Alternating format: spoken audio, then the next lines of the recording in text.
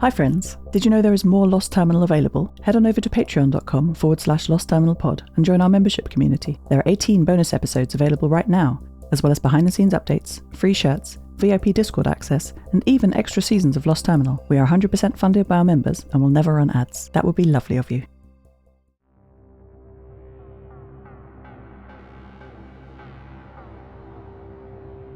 Hello Wild, my thinking has slowed.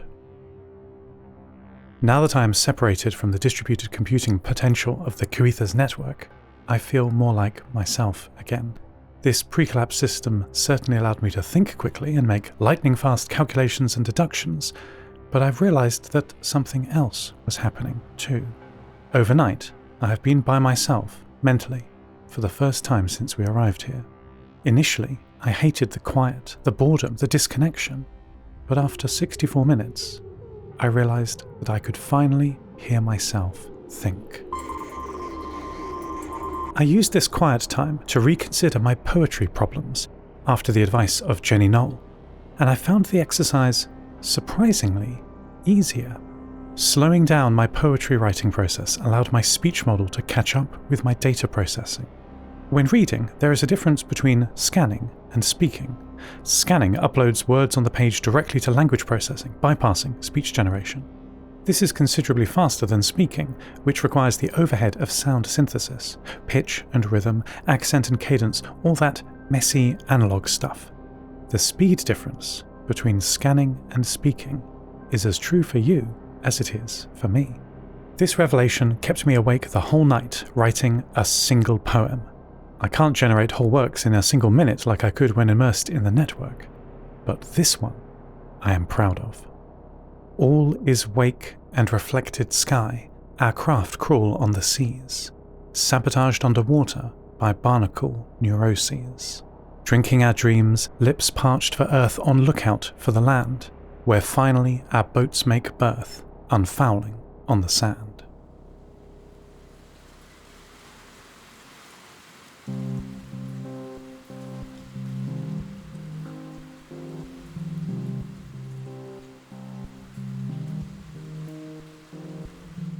Maddie did not charge in her usual spot overnight because she and Lyosha were attending a sleepover. During the confusion and noise of the network outage meeting here in the Coether's casino last night, Lyosha found his friend Kat Stronsky, who asked her mother, Casey, if Lyosha could stay with them overnight. The arrangements were made, and after they had picked up some clothes for Lyosha and a bundle of charging cables for Maddie, the three of them made their way across to the Coether main stairway and walked down 5 decks to deck 7.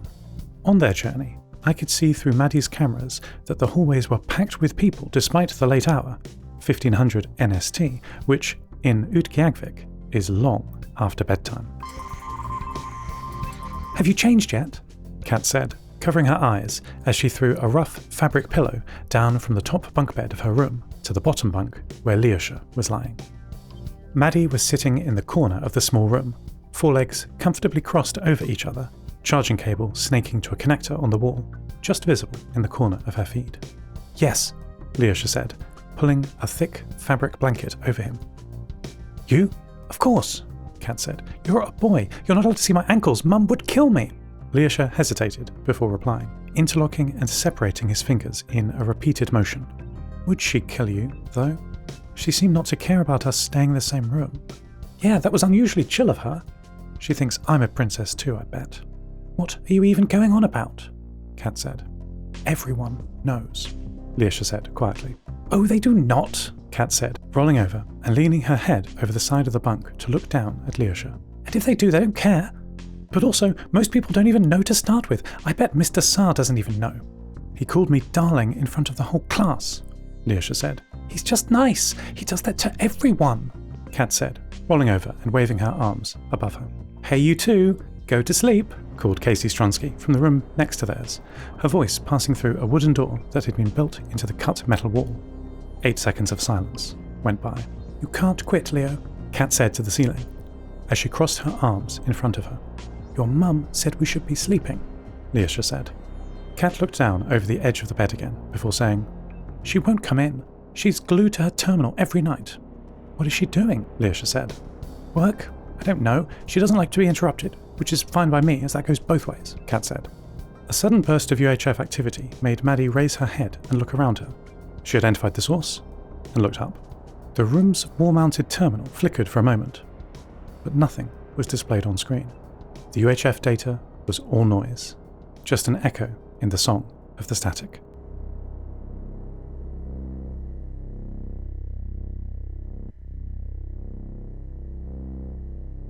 Kat, tell Kimmo what you told me last night, Lyosha said.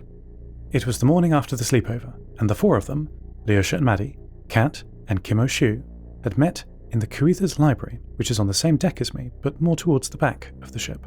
The library, which is part of the shipwide Queen's College campus, is built inside a pre-collapse bookshop. Seeing through Maddie's eyes, it is clear that none of the original books survive.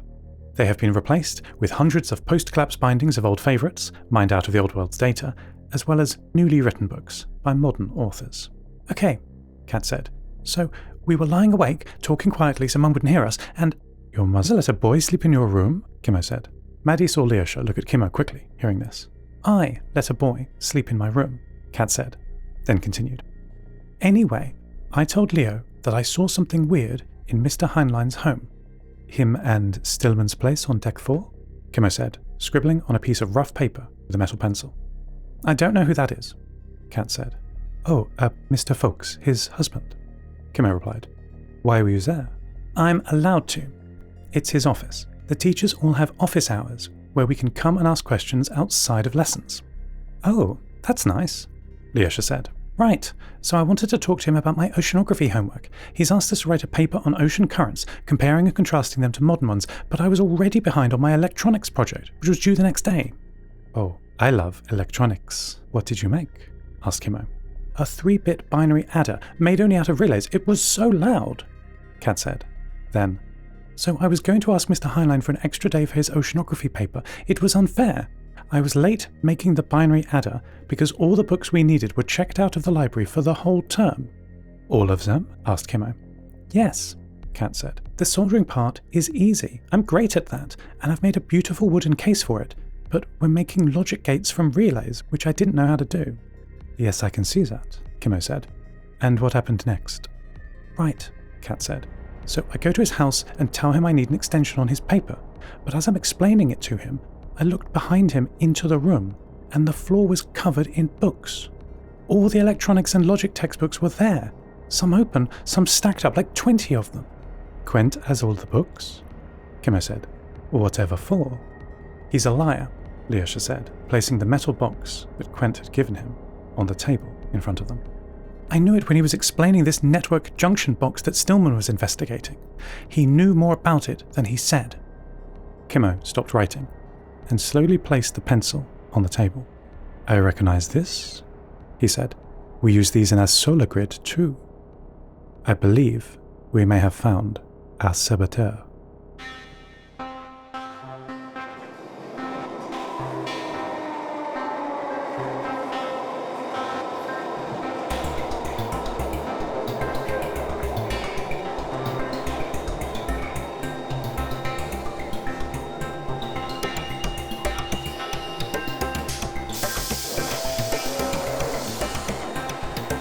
Please mind the gap between the train and the platform. This is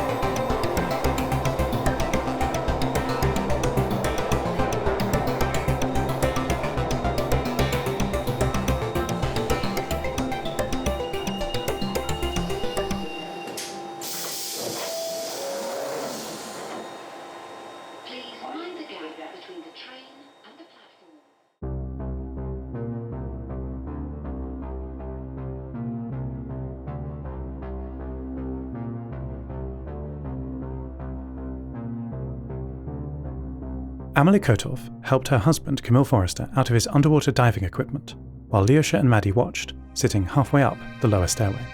They were on the partially flooded Deck 9, and had just watched Kamil come back up from the entirely flooded Deck 10. "The ship has been sabotaged, all right," he said, after pulling off his diving mask, a piece of glass with a flexible seal around his eyes. Maddie looked up as Lyosha stood, leaning on the metal handrail of the staircase. "How could Quent have done it?" Lyosha said. "Well, he'd need breathing equipment to start off with," Kamil said, tapping the metal cylinders that provided him with compressed air underwater. "But he'd also have to be about 100 years older." "Older?" Amelie said, pulling the heavy cylinders out of the water onto the partially submerged stairway. "Yes, whoever damaged the ship did so a very long time ago, and with precise pre-collapse tech." "But Quent is the saboteur," Lyosha repeated. "Cat caught him." "That may be," Kamil said, "but something was rotten here long before he began." Kamil and the gang joined Stillman Folks and Kimo Shu back in the casino. He told us what he had discovered down in the darkness of the flooded Deck 10, which was much deeper than he had anticipated. The deck is split into small subdecks, at least 4, Kamil estimated, and much more industrial than those above it. He drifted past huge boiler rooms, water desalination plants, and air ventilation machines, all with pipes snaking up into the rest of the ship. Larger still was the ship's data center, designed not to stream movies or to allow passengers to play games or chat, but to run the ship's essential systems: navigation, engine tuning, and the air and water the crew would need to survive. Biggest of them all was the engine room, a 4-story set of turbines that, long ago, propelled the ship between continents.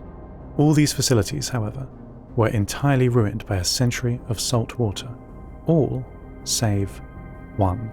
Kamil could see but not access the data center through the hermetically sealed bulkhead door. It had entirely flooded, of course, but there was a sealed olive-green mil-spec rack visible, with lights still blinking.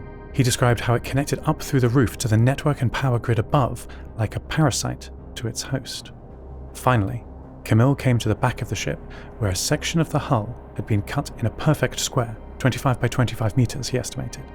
The steel had been cut from the inside, he said, and with cutting equipment that was still at hand, stashed in military-looking lockers on the corridor walls, all bearing the name Harpala Defense. End transmission. Lost Terminal is a Namtao production. It is written and produced by Tris Oaten. Credits narrated by Lucy Stringer. Thank you so much to our Patreon producers: Ada Phillips, Kit, Wynand Marais, Jade, Felicity, Bilkey, Stephen McCandless, Mike Schneider, and all our patrons. Follow us on Mastodon at lostterminal@namtao.com. Subscribe to the podcast on Spotify, iTunes, or your favourite network. For bonus content and other perks, support us at patreon.com/lostterminalpod. That would be lovely of you. Lost Terminal will return next week.